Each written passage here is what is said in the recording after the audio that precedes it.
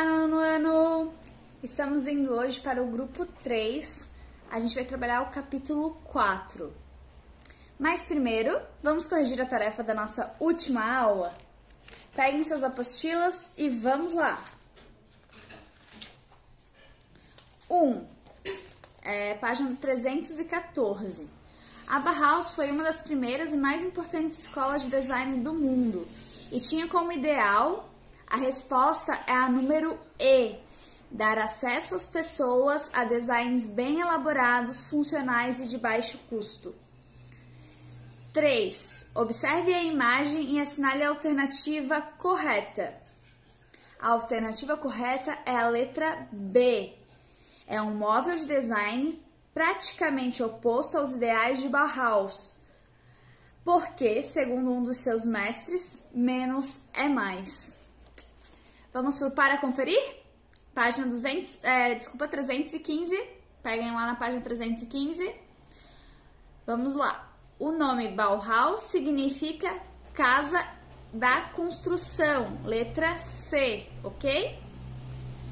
2. Complete corretamente as lacunas. A Bauhaus foi fundada por Walter Gropius no ano de 1919, na Alemanha, depois da Primeira Guerra Mundial, que devastou o país. 3. Complete as lacunas corretamente. A Bauhaus, como um de seus ideais, formar uma nova geração de jovens com habilidades práticas e intelectuais para construir, pelo design, um mundo mais democrático e menos individualista. Então, é para completar com design e democrático. 4. Circule o nome das pessoas que fizeram parte da Bauhaus. Gente, eu vou fotografar e colocar aqui do ladinho. 5. Complete corretamente as lacunas. Os pintores Paul Klee e Valis Kandinsky lecionaram na Bauhaus. O arquiteto Mies van der Rohe, nome difícil, né? Que dirigiu a escola em seus anos finais, é autor da famosa frase menos é mais, que pensa na limpeza de formas e cores. Dele também é a famosa cadeira Barcelona, copiada no mundo inteiro até os dias de hoje. Em 1933, a Bauhaus foi fechada pelo governo nazista de Hitler, que acusava de ser uma fachada para a reunião comunista e dizia que as criações modernas que produziam eram não alemãs e uma arte degenerada. Certo? Concluímos então aí o nosso grupo 2. Então acho que sim, vamos lá para o grupo 3. Gente, e no Brasil? O que estava acontecendo no Brasil nesse momento? O Brasil, ele também estava vivendo as suas renovações. O que acontece?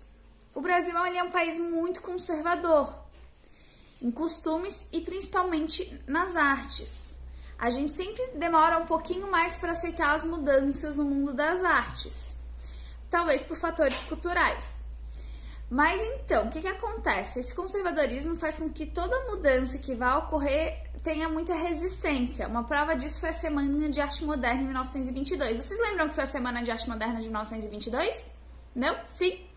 Vou dar uma relembrada caso vocês tenham esquecido. Era já para vocês terem estudado isso nos anos anteriores. Vamos lá, a Semana de Arte Moderna ela aconteceu em São Paulo, em 1922. Um dos seus idealizadores foi o Mário de Andrade, o Oswaldo de Andrade. Eles tiveram essa ideia depois de uma exposição de uma mulher chamada Anita Malfatti. Eles viram uma exposição da Anita Malfatti, que foi em 1917, e ficaram muito impressionados com a arte inovadora dela. A Anita ela tinha acabado de voltar da Europa, e ela veio com ideias muito modernas pro que no Brasil, né, causou um grande choque cultural. Ela foi muito criticada, principalmente pelo escritor Monteiro Lobato. Ele escreveu uma crítica no jornal super ofensiva, chamando que a arte dela era uma arte de manicômio. E foi bem desapreciativo nesse sentido, né? Foi bem cruel a crítica do Monteiro Lobato. A Anitta Mafalda já entrou em depressão, ficou vários anos sem pintar, mesmo tendo suporte e apoio de vários artistas que viram os trabalhos dela e ficaram impressionadas. Então, acabou influenciando a Semana de Arte Moderna no Brasil, porque esses artistas se reuniram e passaram a organizar essa exposição, que durou 3 dias, foi separados por linguagens artísticas em cada dia. Mas o que será que aconteceu depois dessa exposição, né? Na época, a exposição da Semana de Arte Moderna ela foi considerada um fracasso. Ela foi muito criticada e acharam que isso é um assunto que iria se encerrar por ali. Só que isso influenciou muitos jovens artistas naquele período e seus contemporâneos. Então, o que acontece? Depois, estudando a história da arte no Brasil, percebe-se que a Semana de Arte Moderna ela foi crucial para acontecer uma renovação nas artes aqui, né? O modernismo, ele provocou grandes transformações. Eles buscavam uma arte genuinamente brasileira e livre dos padrões impostos das escolas de belas artes do século XIX, que era o que regia a arte aqui no Brasil antes da Semana de Arte Moderna. E por isso que a Semana de Arte Moderna causou muito escândalo. Ela estava rompendo com o padrão estético vigente, né? Os modernistas que a gente mais ouve falar normalmente é a Anitta Mafalda, Tarsila do Amaral, Mário de Andrade. Só que, o que a gente vai conhecer agora? Os artistas que eles influenciaram ou que também fizeram parte desse momento, que são menos mencionados na história da arte no Brasil. O primeiro que a gente vai conhecer é o Vicente do Rego Monteiro. Vicente do Rego Monteiro, ele nasceu em 1899 e faleceu em 1970. Ele estava muito presente no modernismo aqui no Brasil. Ele participou da Semana de Arte Moderna, né? E as suas principais obras ele também expôs na Europa. Gente, ele era de uma família rica, então ele teve alguém que investiu nele para estudar belas artes fora do país. E além disso, ele também teve a oportunidade de acompanhar alguns estudos e pesquisas que influenciaram bastante o trabalho dele. Ele apreciou profundamente a arte indígena aqui do Brasil, como a arte dos marajoaras. E essa coleção, ela estava até pouco tempo atrás, algumas dessas peças que foram estudadas, né? No Museu Nacional da Quinta da Boa Vista, que é aquele que pegou fogo e a gente perdeu todas as obras. Era um museu maravilhoso, com valor inestimável, né? Mas, ainda assim, faz parte da nossa história também esse momento trágico. E, gente, ele começou a utilizar essa cultura que ele leu os estudos e estava acompanhando as pesquisas indígenas e deixou se contaminar para produzir seu trabalho artístico, né? O que acontece com ele, principalmente? Ele começa a trabalhar com formas mais geométricas, quadradas. Ele fez uma releitura da Pietà, em 1924. E, assim, ele também recusou um convite do Mário de Andrade, depois da Semana de Arte Moderna. Ele também recusou um convite do Oswaldo de Andrade, né, para fazer parte do movimento antropofágico. Gente, o que é antropofágico? Que coisa bizarra, que palavra é essa? É quase um palavrão. Gente, antropofágico, ele era um movimento que o Oswaldo de Andrade queria alimentar-se. Ele queria pegar culturas de diversos lugares do mundo para fazer uma arte puramente brasileira, porque ele achava que a essência da arte brasileira era essa mescla de culturas. Enquanto o Vicente do Rego Monteiro, ele achava justamente que a nossa cultura ela estava muito mais impregnada na construção do Brasil através das culturas indígenas. Ele achava isso mais interessante, então ele foi por um outro caminho. Gente, no mundo das artes não tem um caminho certo. Não tem quem estava certo ou quem estava errado. Foram duas formas de se pensar, foram duas formas de se pesquisar e duas formas de se fazer arte. Isso é muito legal a gente entender, né? Porque às vezes a gente fica, mas porque existiram 4 movimentos ao mesmo tempo, mas qual que foi o mais importante? Gente, depende. Tudo depende do período, do momento, do ponto de vista de quem está analisando a história naquele momento, né? Tem um cara chamado Walter Benjamin, que ele diz que a história é uma constelação.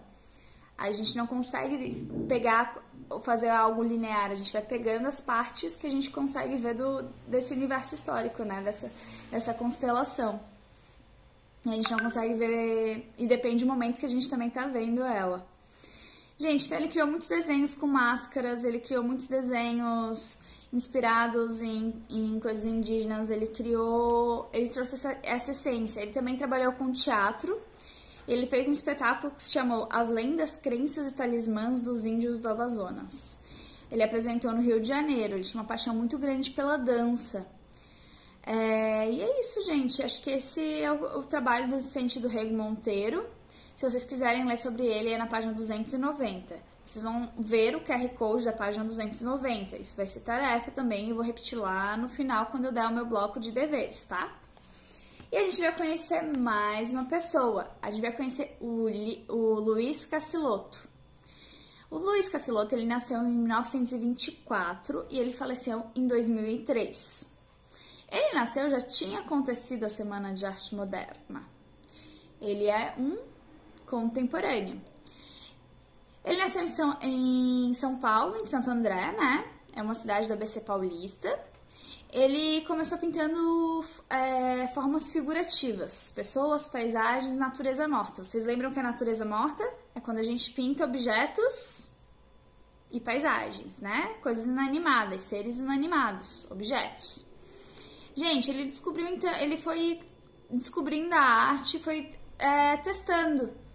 Ele estava querendo se encontrar no mundo das artes, ele queria ver o que ele ia fazer. Então ele começou com isso e ele foi seguindo vários caminhos. Depois de contato com vários artistas, né, como o Valdemar Cordeiro, por exemplo, ele começou a conhecer o abstracionismo. Lembra o abstracionismo que a gente estudou no capítulo passado? Ele começou a estudar sobre abstracionismo.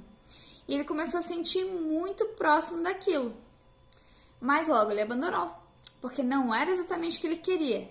Ele queria explorar, né, essa descoberta dos geométricos, das linhas, das retas, das cores. Mas ele ainda queria uma outra coisa, né? E daí ele foi se reconhecendo desculpa, gente. Ele acabou se reconhecendo no concretismo. Concretismo, né? Ele começou em 1952, ele integrou um grupo de arte concreta chamado Grupo Ruptura.